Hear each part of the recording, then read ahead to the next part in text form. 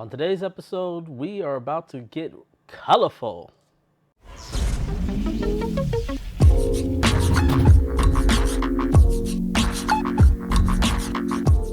What's up, everybody? James Jackson here. I'm back again with another video. If you're new to the channel, I give tips and tricks to the filmmaking industries. So if you like the content here, please make sure to subscribe to the channel and hit that bell so you can stay up to date on all the content we have here. What we're doing here today is I'm going to go into one of my favorite features of Davinci Resolve, and that is the color space transform, either in the Fusion tab or in color grade tab. I mainly am going to go through it through the color tab, and the reason why I'm making a video specifically about this feature is because of the impact that it has on your filmmaking. And for those of you, whether if you're using a Blackmagic camera or if you're using one of the other cameras from either Canon, Sony, Panasonic, Fuji, whatever, Red, Ari, doesn't matter. What I hope by the end of this video, you'll understand that as long as you're recording in some sort of log format, it really doesn't matter what the color sign is, because for the longest time, people are like comparing S-Log to C-Log, V-Log. This person has better color signs, this person has better color signs. And with this one feature inside of Davinci Resolve, basically none of that matters because of the powerful impact it can do. So I'm going to show you what I mean today in this video. So without further ado, let's dive into Davinci Resolve. As you can see here in on the page, we have a couple clips that I've already predetermined and pre-selected to sort of go on to sort of explain. So I have a mixture of stuff. So I have some stuff that is some stuff that is ProRes, like this is ProRes. I got a few B-raw footages, some S-Log footages and HLG footages, and then some Canon Raw Light. And the reason why I'm using more raw than necessarily log profiles is to sort of make a point, and it's basically to talk about sort of the bit depth and the color subsampling and how important it is in this one feature. But let's dive into it. So let's go into, so hold on, let's drop, so I'm gonna just drop these things on the timeline real quick. I'm gonna minimize, let me mute this. So drop this here, I'm gonna drop this here, drop this here. So I'm just getting the video portions. So, and which one of these I'm gonna take? I think I'm gonna I'll take this one. Yeah, let's take this one. And then the HLG. And I got a couple, and I also want to explain why bit depth is important. Like I said, I mentioned. So we're gonna use this from the Sony S-Log, and as well as this one here. And then let's grab this from Blackmagic Pocket Cinema Camera 4K. And yeah, that's it. So let's go into the color tab. So let's actually start with this one. Actually no, let's say this because I want to start with this one. So this is the Pocket 4K with ProRes. So this is not RAW. So this is just purely ProRes. But the point I want to try to make about the color transform is that if you understand this color space that you are working with, you can change the color space to any sort of log profile or log setting that you want. For example, for this is sort of maybe want to be more like a music video setup, and maybe I prefer Panasonic's Vericam look over, say, the Blackmagic film look, just for argument's sakes, for this one. So let's find, all we have to do here is find the Pocket 4K Film Gen, and then we find Pocket 4K Film Gen here. And then our output, we are going to make it, where is the Vericam? Where is the Vericam?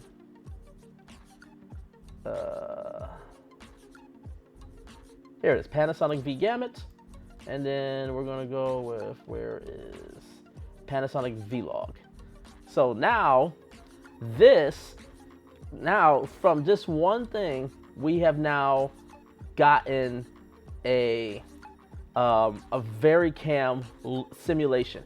Now we're gonna add some luminous mapping so we can sort of clear some things out. Nothing is clipping at this point, so this is not necessarily a big deal, but I'll show you it. But it is good to have, and then saturation mapping as well to help with those saturations.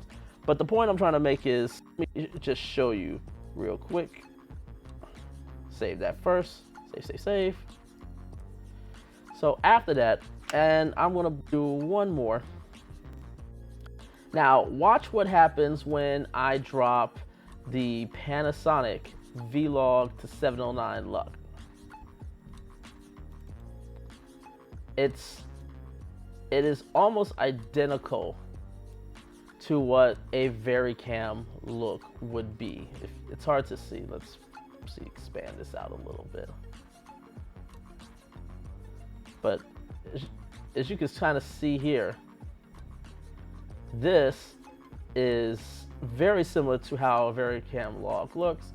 And then there we can go back, and what's great about it is because it's behaving like V-Log, we can still go back and still grade. So we can sort of drop the shadows here, and let's give a little bit of a curve. So we're gonna bring this up a little bit, and then pull the blacks down. Pull the blacks down to give a nice little contrast. And as you can see here, it's a clean image, and because it's 10-bit, it can handle all that calculations. It's one of the things that's so amazing about the color space transform, is that you can literally put whatever sort of color and sort of look you want. You want to look for red. If you, let's reset this for a bit, and let's reset this. Let's say we want this to look more like red. So let's go with, let's go with Dragon Color 2.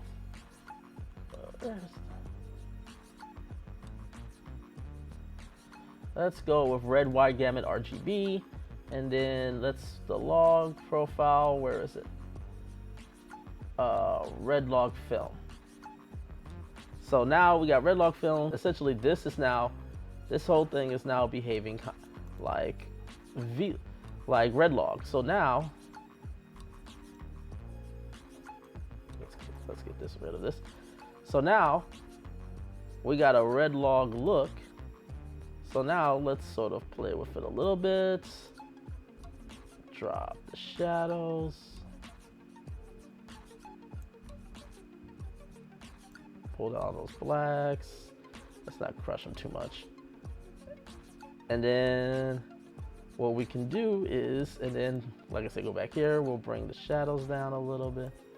And as you can see here, it gives such different diversity. So basically what's happening is we can basically go into any sort of color space and basically turn it into how we want.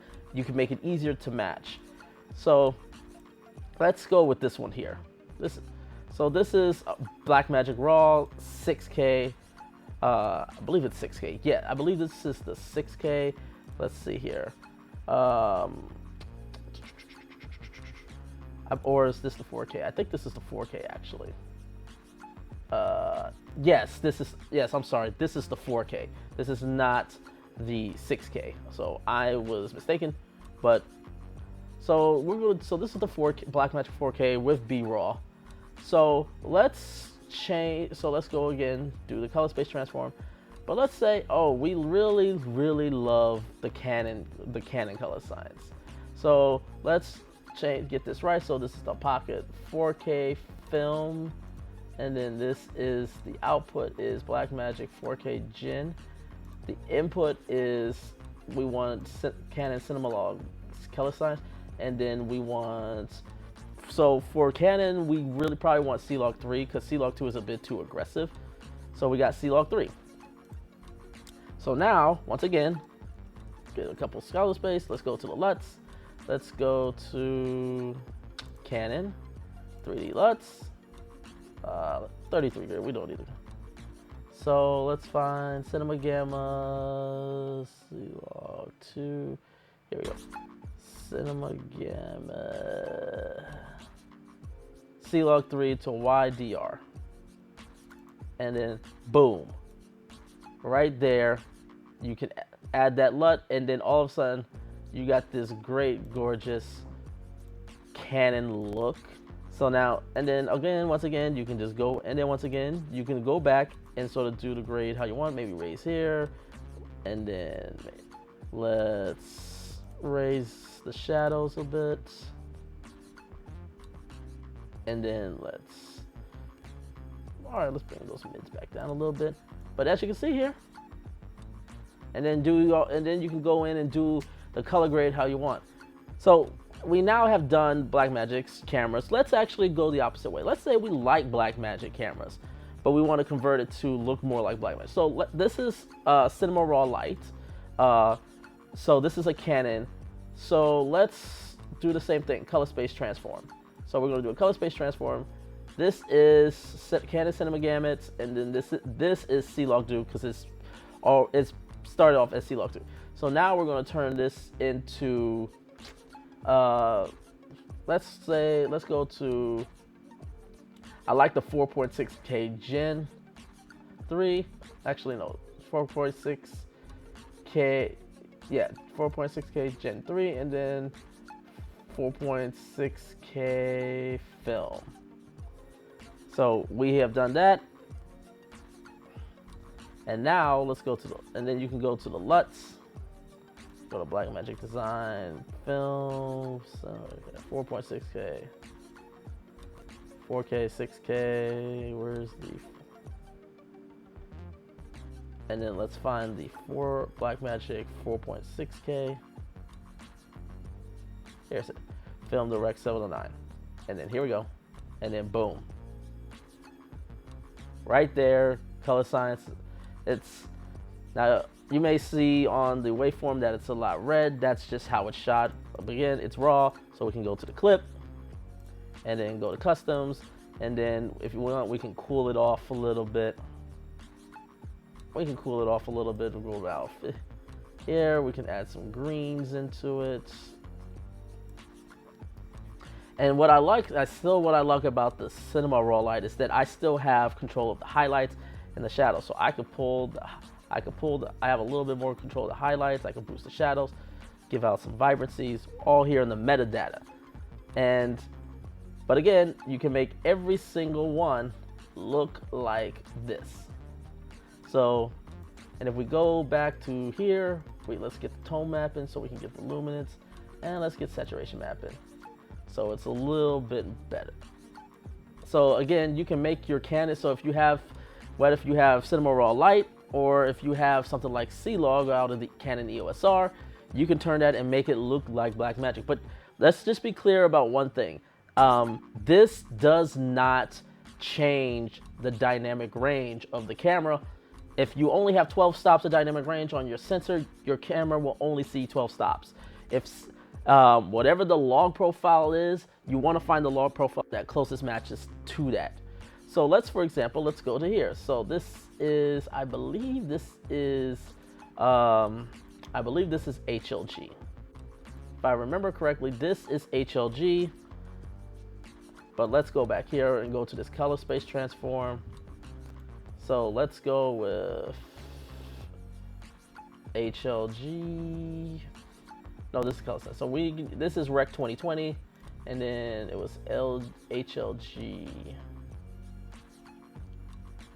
Where's HLG? Oh, Rec 20. All right. And now let's say we want to convert this to ARRI. So we can convert this to ARRI and then ARRI log C. And then boom. And let's get the tone map, luminance mapping. And that you'll notice immediately with this one. As soon as I put, so it's like none you can see it's clipped, but as soon as you do luminance mapping, boom. All of a sudden, all that detail has come back. And we add saturation mapping, and you can tweak it, but I think this is cool. So let's go to here, ARRI to log C, and then drop the LUT, wet, bam. Now you got to, now this is HLG from a Sony A6400. And we are now seeing it sort of imitating an ARRI Alexa. But there is a catch. The catch is that you still have to be mindful of your exposure, especially when you're dealing with 8-bit. This is why bit depth is so important, because if you don't do that, and I'll show you here on this one, it's going to look ugly. So we'll do the same thing here. Let's go color space transform. This is it's the same thing. It's HLG, so it's Rec 2020. The color space was Rec 2020, and then this is HLG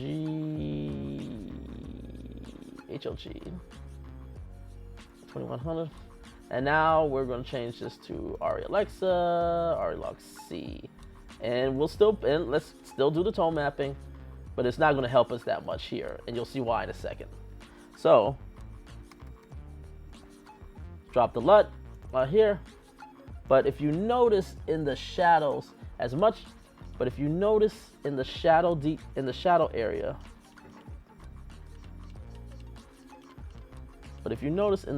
area, right about here, there's still a lot of artifacts. There's a lot of digital noise, and it's not the nice noise that looks like film grain.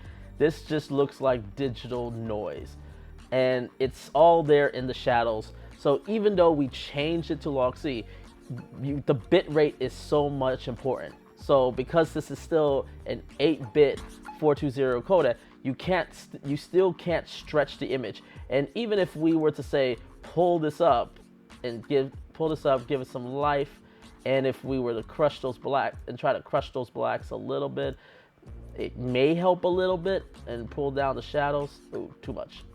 Yeah, pull down the shadows just ever so slightly. But even though you'll still see it here,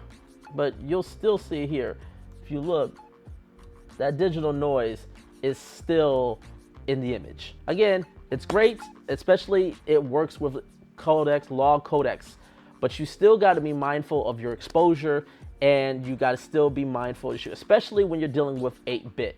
When you're dealing with like 10-bit codecs and higher, it definitely helps like deal with things like that, so you don't get as much digital noise. But if you're going to be shooting on an 8-bit camera like the Sony A6400, you still got to be mindful of your exposures. You still probably want to maybe more overexposed than necessarily underexposed.